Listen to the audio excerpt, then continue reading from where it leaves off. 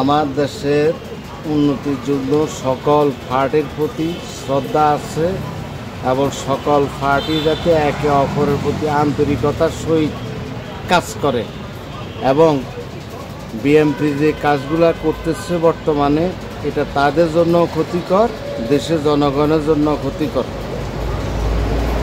এবং পিআর পদ্ধতিতে ইলেকশন হবেই ইনশাআল্লাহ।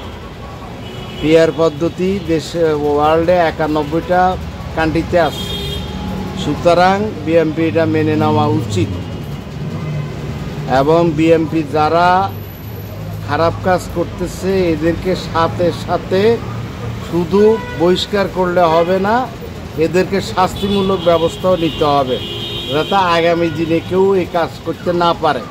আমি বিএনপি করি, দেশের শান্তি শৃঙ্খলার জন্য বিএনপি প্রয়োজনে সবার সাথে ঐক্যমত হয়ে জামাত শিবিরের সাথে। আর পাকিস্তান এই পর্যন্ত 3বার ক্ষমা চাইছে, যেটা অনেকেই জানে না। ইতিহাস ঐতিহ্য না জেনে শুধু চেতনা বিক্রি করলে হবে না।